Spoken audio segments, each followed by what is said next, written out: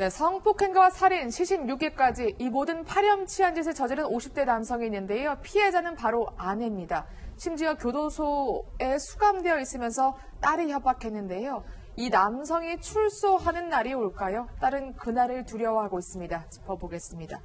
김 팀장, 검찰이 사형을 구형했는데 굉장히 고민이 많았다고요? 네, 처음부터 이렇게 딱 구형한 건 아닙니다. 원래 구형은 지난달 전주지법의 결심 공판에서 이뤄질 예정이었는데요. 이날 검찰은 바로 구형하지 않았습니다. 따져볼 게 있고 구형량에 대한 고민이 더 필요하니 추후 서면으로 제출하겠다면서 그날 의견을 제출하지 않았는데요. 그러면서 검찰 시민위원회를 열어줄 것을 요청했습니다. 시민위는 남편의 범행의 잔혹성이 워낙 심하기 때문에 사형해야 한다는 의견을 피력했고요.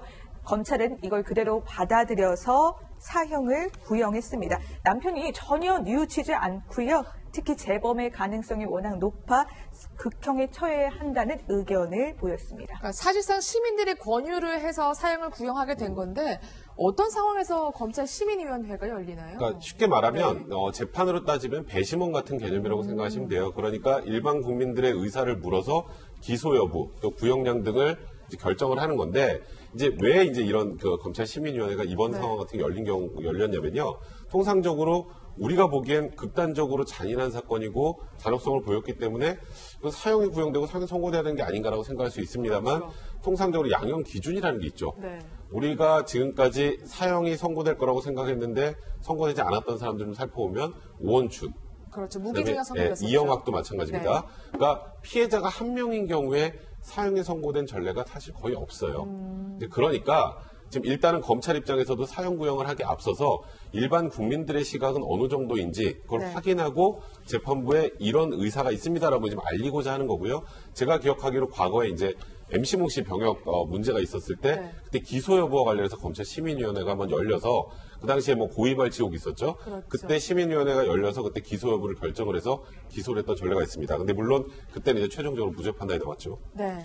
이른바 군산 아내 살해 사건인데요. 어떤 사건이었는지 먼저 요약 좀 해주시겠어요? 네, 지난해 이제 네. 3월 23일이었는데 전북 그 군산 쪽에 있는 그 한 농수로에 60대 여성이 그 사망한 채로 발견이 됐습니다. 그런데 그 사망한 그 여러 가지 형태가 상당히 기괴했어요. 왜 그러냐면 이 여성이 벽에를 베고 위에다가 이불이 덮여 있었어요. 그러니까 굉장히 엽기적이었죠.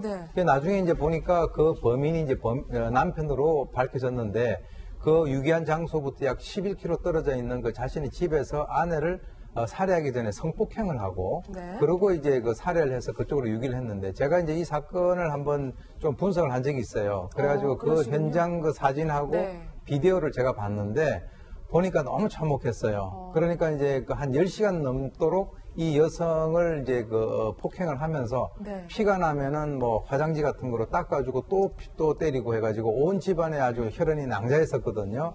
그런 것들을 보게 되면 그 당시에 그 집안에 이 피해자의 그 언니가 있었는데 70대였는데 그분도 이제 폭행을 당하고 감금을 해가지고 이제 그 전혀 대처를 못하는 그런 상황이었는데 결국은 이 사건 자체가 그 너무나 잔혹한 것으로 알려져 있는 제가 그 쉽게 기억을 하는 그런 사건입니다. 네, 어떻게 아내를 10시간 넘게 폭행할 수 있을까요? 제 상식으로는 도저히 이해가 가지 않는데 남편이 바로 도주를 했다면서요? 예, 근데 도주를 했다가 금방 잡혔어요. 그래요? 어떻게 잡혔냐면은 자기 지인인 목사한테 전화를 걸어가지고는 아내를 구해달라고 얘기를 한 거예요. 왜 전화를 했을까? 어떻게 빠져나갈 구멍을 노렸던 게 아닐까 그런 생각도 드는데 이 목사가 이 사람한테 전화를 받고 그 전화 내용을 가만히 이렇게 곱씹어 보니까는 좀 이상한 거예요, 느낌이. 그래서 경찰에 바로 신고를 해서 지인이 아내를 때려서 숨지게 한 것 같다 이렇게 신고를 했습니다. 그러면 이렇게 신고가 들어오고 인상착의도 설명을 했다면은 어딜 가나 CCTV가 있고 이러니까는 검거하는 거는 금세 이루어질 수 있는 거잖아요.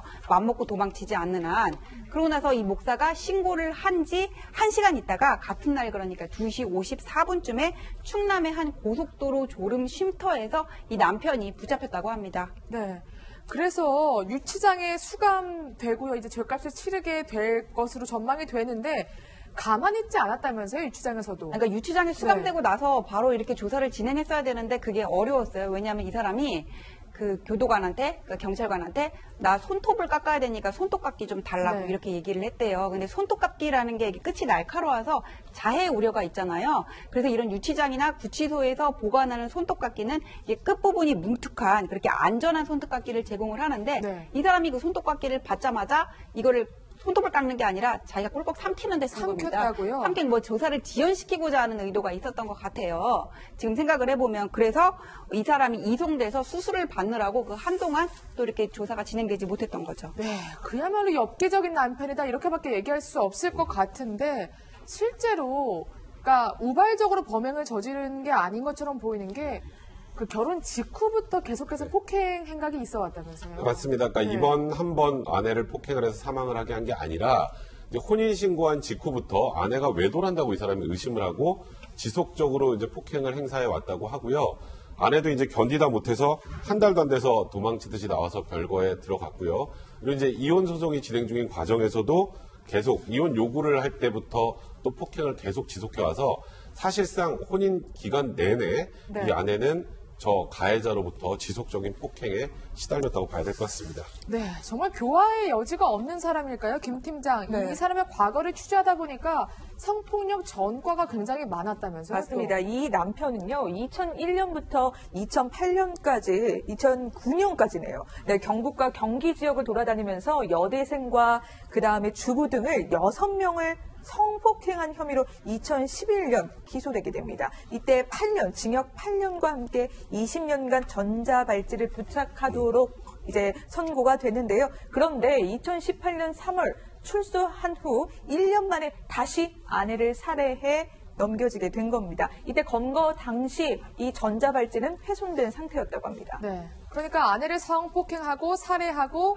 시신까지 유기한 혐의로 이제 재판을 받게 되는데 정말 말도 안 되는 얘기를 쏟아내더라고요. 그러니까 일단은 네. 뭐 살인죄로 기소가 된 상황이니까요. 이 사람이 시종일관 얘기를 했던 건 폭행 사실은 부인할 수가 없죠. 네. 그러니까 폭행한 건 맞다. 하지만 본인은 아내를 살해하려는 의도는 전혀 없었다. 그리고 살해하기 전에 그 지속적인 폭행을 하기 전에 이제 성폭행을 했다라는 부분은 이제 기소가 되는데, 아니 나는 그게 강제로 성폭행을 한 게 아니고 아내랑 그런 폭행하고 싸우는 과정에서 아내를 달래준다고 아유. 그런 과정에서 네. 합의하에 성관계를 가졌다. 그러니까 성폭행도 한 적이 없다라고 주장을 했는데, 그에 따라서 이제 남편 측 변호인이 이렇게 얘기를 합니다. 이제 살인의 고의와 관련해서 우리가 제일 주목을 하는 건, 아니 아내가 움직이지도 못할 정도의 상황에서 농로에 아내를 소위 말해서 유기하고 달아난 상황 아니겠습니까? 그럼 그게 일단은 살인을 하고 살인을 숨기기 위한 과정이라고 이제 보통 평가를 하는데, 일단 변호인 입장에서 농로에 두고 간 건 맞지만 네. 두고 간 이유가 본인도 다른 곳에 가서 극단적인 선택을 하기 위해서 현장을 이탈한 것이지 네. 아내를 사망하게 하기 위해서 그곳에 둔 건 아니다라는 취지의 이제 변명을 또 이제 변호사 측에서 했고요. 그 다음에 이제 주요한 게 목사 때문에 사실 일찍 공고가 됐죠. 그렇죠. 목사에게 아내를 폭행하고 그것을 유기한 사실을 알렸다라는 건 구호하라고 한 것 아니겠느냐. 그러니까 이제 사체 유기나 뭐 살인의 고의나 이런 부분들이 전혀 없다라고 주장을 했습니다. 네.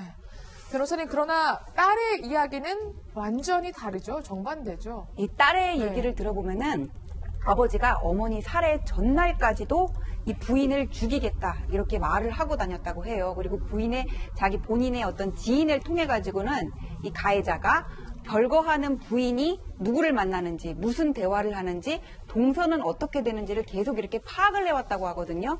이게 뭔가 이렇게 끊임없이 별거하고 있는 부인의 주위를 맴돌면서 살해의 계획을 세우고 그 동선을 파악해서 뭔가 이렇게 주도 면밀하게 계획을 했던 게 아닌가 그런 생각이 듭니다. 네.